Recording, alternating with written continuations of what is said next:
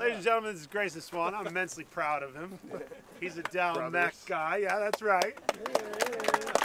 He made it through. Got away, guys. He got away. He's a very successful renewable energy person. World, so. Works all over North America on gigantic wind projects and a variety of other things, I suppose, including storage. Yeah. And was heavily involved with the Tesla Power Pack install up in Elmsdale that we didn't go see today, but is like a version of what we saw at Emera, but call it 20 times larger. Yeah, if you want, you can check out my YouTube channel. I walk around it. There oh yeah? Were you were out in Elmsdale, were you? Yeah. Ah, cool. And I'll show them some pictures of that on Friday and things too. Awesome. Anyway, take it away. Thank you for having us. Excuse me. So, welcome everybody to Porters Lake. It's a 2-turbine site here that we built in early 2016, so it was the winter of 16. The site itself is owned by Watts Wind, which is a community group. It's about 200 investors here in Nova Scotia. I work for One Wind, so we're a service provider, basically a contractor to the industry. We're based here in Dartmouth. We were a very small company and we've grown a lot in the last 5 years. So we're based here in Dartmouth, but we've got an office in Texas and a training center in South Texas as well. So the overall capacity of this site is 3.2 megawatts. So from an energy perspective, it's about 1,000 homes in the area. The turbines themselves are manufactured by General Electric. So GE is like I think number 2 or 3 in the world for turbine manufacturers. In my opinion, they're probably the best from an economic and operational perspective. So they're not real pretty to look at. They're not like a finesse style turbine like an Enercon. But when you look at cost and performance, they're very, very good. And this particular model, it's a 1.6 megawatt. It's by far the most common turbine, I think, in the world. I don't know if anybody can correct me, but there's something north of 20,000 of these globally. So there's a lot of mileage on the model. It's an 80-meter hub height. So when we say hub height, we're talking about the center of the rotor there. The blades are 42 meters each, so your total tip height's 123 meters.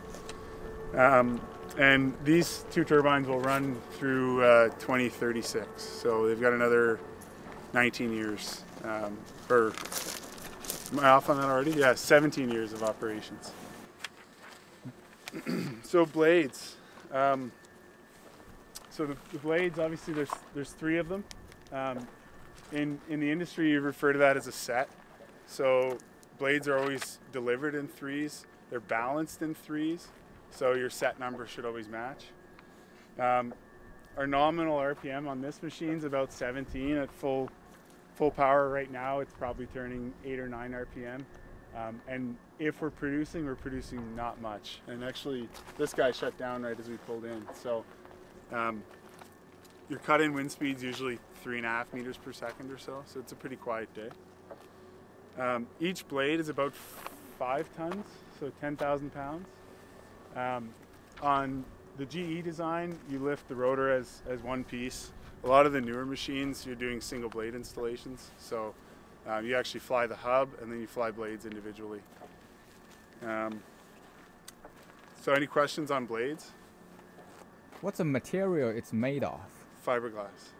Great. So a blade, it's kind of cool. Like if you ever get to work inside of a blade or see a blade get manufactured, it's more or less like a big box beam.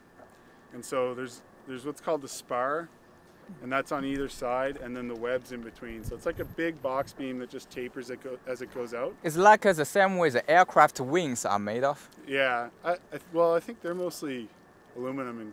They are composite carbon nowadays. But, okay. Yeah. All days is aluminum. So some turbine blades are starting to use carbon, but it's fairly rare. It's more expensive and largely not needed.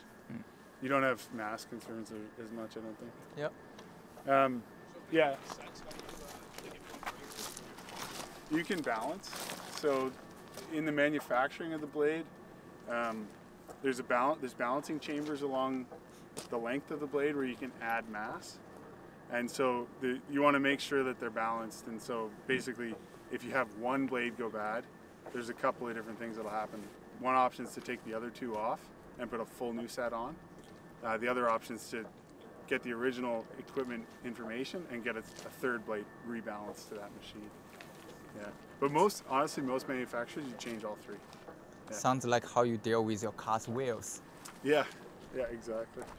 Cool thing about GE machines, and you'll see this with Siemens and Vestas, two other really major manufacturers, they can be rebuilt like completely. So we could take this whole thing apart and put basically a whole new nacelle up there for not a ton of money. I mean, it would be a lot of money, but you could more or less have a brand new machine fairly quickly. And the components, like if you were to work inside the tower, a lot of the components are off the shelf. Gearboxes obviously are unique to that platform, but there's 4 different major manufacturers of gearboxes, so lots of opportunity there. The generators are pretty standard. These machines have Hitachi generators in them, but ABB, Hitachi, Siemens, all these guys make generators, so yeah, lots of opportunities to rebuild.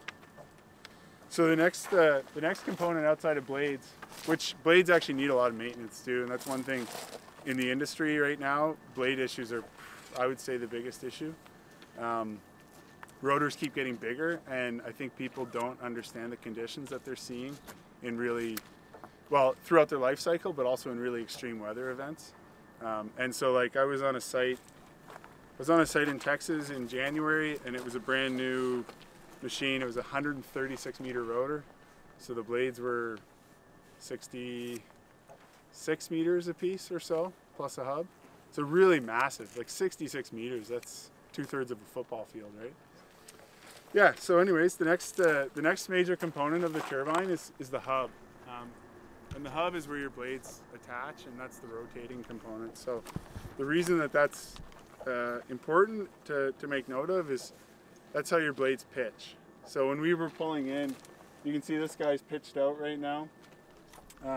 So inside the hub, depending on the turbine manufacturer, there's 2 kind of common ways to do it. Electric pitch, which is like a big slewing rim on the pitch bearing, and a motor with a pinion, or a hydraulic pitch. So they actually use hydraulic rams with more or less like a ball joint on the bearing. And so as the ram goes in and out, it just turns the blade.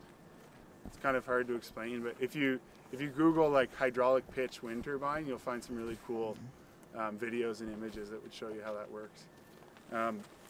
General Electric uses electric pitch, so these are all electric pitch machines. Kind of really pitching for them because I like the machine. It's pretty funny when you go inside the pitch system. A lot of the components are like off the shelf. Like the motors are driven by actually a forklift drive. The batteries that are in the emergency pitch system, I mean, they're all just off the shelf components. So I really like it. It's cost effective. It's reliable. I think we brought a lot of knowledge from the airline industry to here. Since they need to control rope, pitch, and we somehow need to control those as well. Yeah, for sure. The controller in these machines is the same. If you were to go to a natural gas turbine that GE manufactures, a lot of steam turbines, it's the same exact controller, just different software. So then the next one, so we've got the hub. It attaches to what's called the nacelle. So the nacelle is like the big school bus looking white box at the top. Is it the size the same as this bus? What's that? Is that the same size as this bus? It'd be pretty close. I don't know how long that bus is, but a lot of the bigger machines now, the nacelles are bigger than that bus. So pretty impressive. These nacelles are about 60 tons, and inside of them, the hub attaches to what's called the main bearing. So it's one big bearing, a low-speed shaft, and then a gearbox. The gearbox in this machine it's a planetary and then 2 helical stages. On bigger machines, you'll see double planetaries. And then the output is anywhere from 800 to 1500 RPM on the generator. And that's just there's a fiberglass coupler between the gearbox and the generator. So it gives it some flexibility. In the event of a really big, like catastrophic failure or something, it'll fail at that coupler, so it'll save your generator. So So that's the nacelle. Any questions on the nacelle? For the transformer, I do believe these are quite large in capacity already. Is the transformers at the back of the nacelle? So in this case, the transformer, everything in the tower is 690 volts. Okay. There is a small transformer down tower to give you 400, 230, 120. There's no 480 in these towers. So yeah, 400, 230, 120 down tower, and then we just send that up tower. So there's no transformers up tower. Okay. With the exception, the pitch system has a transformer set for each blade, just to get to a different working voltage. You said doubly fed. What does that mean? So most generators, or like most traditional generators, would just have a single source, like the stator might be outputting or taking power, like a motor or a generator. We're doubly fed in that we've got active power both on our rotor and our stator. So there's a slip ring on the back of the generator, like a big slip ring, a lot of power going through it, and it's feeding the rotor. And what that does is it gives us variable speed, because we need 60 hertz coming off that stator at all times, because we're feeding that straight to the grid. And so the rotor, depending on the frequency, and to be perfectly honest, as a mechanical guy, like, it's a lot of black magic to me, but the converter does some really cool black magic, and it lets you run the machine at variable speed. So like right now we're pushing 60 hertz to the grid, even though that generator is not turning at 60 hertz, if that makes sense. Oh, so that's Or some multiple of 60. That's actually one of my biggest concern about how they regulate the frequency at 60 hertz. I Yeah. thought they have some kind of the VFD, which is they get a frequency from the. They do, yeah. So that's in the down tower side here. Yeah. So we'll be able to look at that. It's more or less a VFD. Yeah, you got 60 hertz on one side, and you got variable frequency on the other side. Okay. And depending on the wind, you're gonna either bring your frequency up or down off the stator. So active power is either getting pushed or pulled from the rotor. Okay. So that's your nacelle. Your tower is the next major component. So the tower is more or less a big steel tube. Like there's in this case there's 3 sections. Some of the biggest machines that I've gotten to work on, there's 7 tower sections. I think the Ellis house have 7 sections and they're made of different materials. Well, yeah. So Enercon and a few other manufacturers use concrete towers occasionally. Yeah. Most people are still using steel, even at the really high hub heights. The reason you have to go to so many sections on the really big machines is the wall thickness is getting so thick that the mass of the section becomes just unbearably large, and the logistics are the challenge. Like honestly, I think the biggest challenge for larger onshore wind turbines is going to be logistics around transport. Like getting components to sites is really hard. Think about these big blades just go on a truck and want to go through those tight turns at the highway. Yeah, so all the transport side is actually pretty cool. Like all the trailers are articulating, like their tailing trailers are able to steer as well as the truck to get around corners, things like that. Okay, so at the base of the tower is the down tower assembly. So that's where the converter system's housed. That's where all your main controls are. Upstairs there is controls for the pitch, there's controls for the yaw, all kinds of auxiliary systems. But downstairs is where the main controller is. So the down tower assembly, DTA, it's the converter system. It's a liquid cooled system, which is pretty slick. A lot of machines, maybe 5 or more years ago, would have used an air cooling system, and it creates a lot of reliability issues because you get a lot of dust and debris and things like that. So I'm a big fan of it.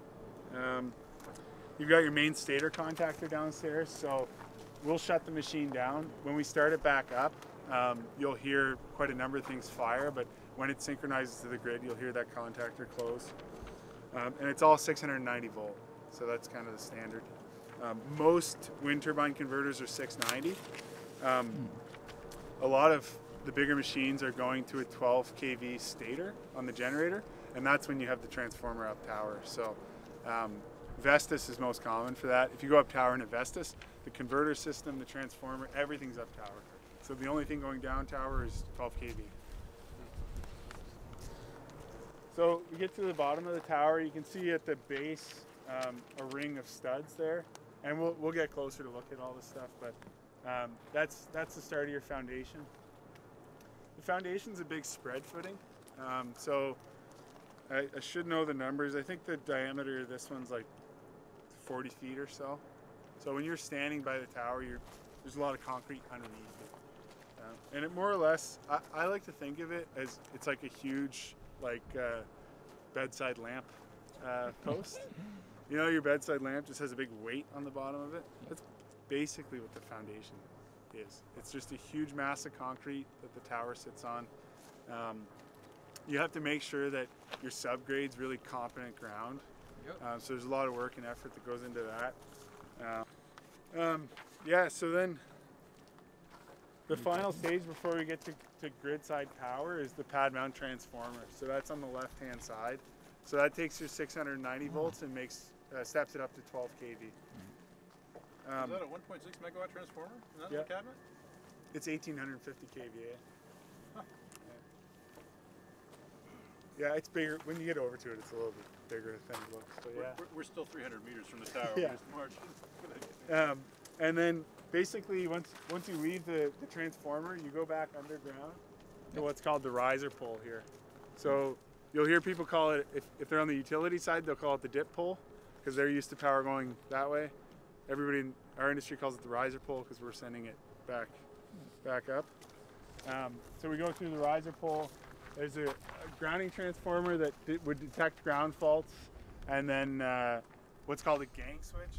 So the gang switch, the reason it's called a gang switch is because you actuate one arm on it and it opens all three phases. And so you don't single phase anything. And then, yeah, we drove by all the collector, but the collector shoots out to the road. By the cell phone tower there, you see the poles that have some cones on them. So there's various equipment on those. The cones are there because birds like to build nests on them, so it can be quite frustrating to deal with. But we figured cones were the best way to deal with it. But there's metering and there's what's called a recloser. So anytime you're going to interconnect with the utility on a large scale, and whether it's a wind farm or something else, a recloser is like a really smart breaker is the way I think of it. It's going to detect things like voltage dips. It's going to detect phase-to-phase issues, those kinds of faults, and it's going to open to protect Nova Scotia Power's grid from our system. I think the electrical engineers probably know more than us on this. Yeah, for sure. There's a lot of measurements and controls they need to do to make sure a safe grid when there's all kinds of generation. So do not complain your next electricity bill is expensive. Yeah, exactly. So any questions on the collector? I'm just kind of rambling here. Like, you must have something? Like I'm thinking about, are these wires all go to which place they go to? Is that they go to the substation? Or? So this site, because it's only 2 machines, it's distribution connected, okay. So there is no substation. Okay. So we just tie straight into the distribution line, and the homes right here would be the first place that would see our power. For the one in Illa's house, it's they built a dedicated substation. For yes. That. Yeah. A site like this is honestly pretty easy from a design and build perspective. Pretty easy. It's not much road. There is no substation. The collector circuit's simple, and the turbines they go together like Lego. Like seriously, they stack together, and all the field terminations. There is some, but there's not a lot. It's pretty basic. So. Jerry rig everything. Yeah. Absolutely not. So we didn't really talk about the civil side, but with any turbine site and pad, you're going to see what's called your crane pad, which is it's a little hard to tell, but basically we're standing on really competent gravel. And so you test this whole area before you lift components, just to make sure that you're settled and your crane's not going to shift on you while you're lifting. And then your laydown area, you can see it's quite large here. We had the benefit of space.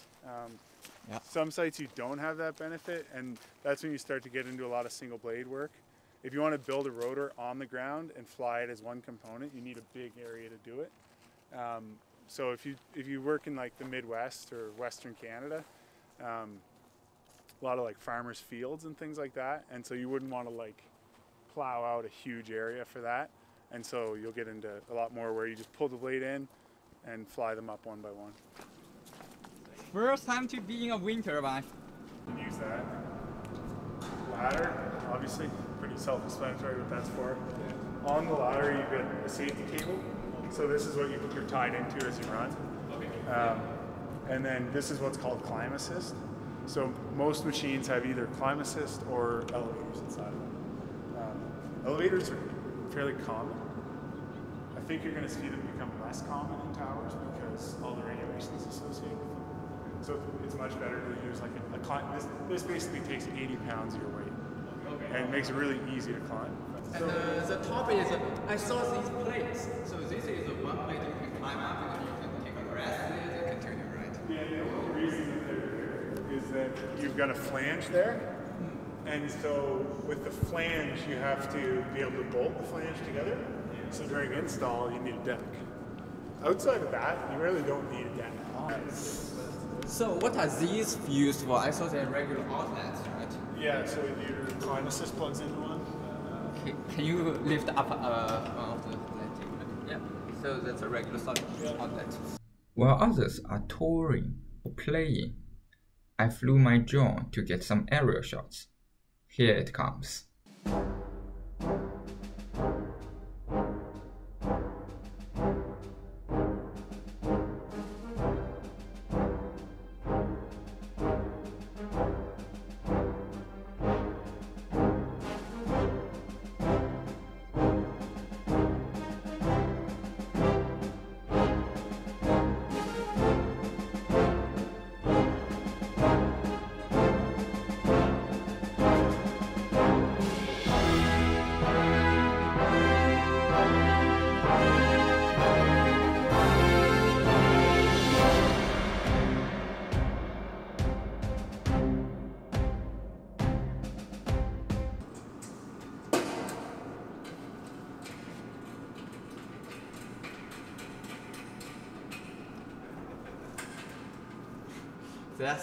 They're starting to play flying plates. What's that? See there?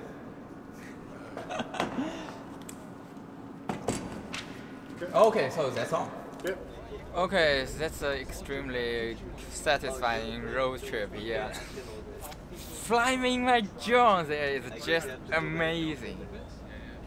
Yeah, and now I know where the Tesla power pack is, although it's small, it's a demonstrate project, but I could drive people there to take a look, to smash their head if they are renewable energy deniers. Anyway, I hope you learned something, and as always, may the engineering mind be with you.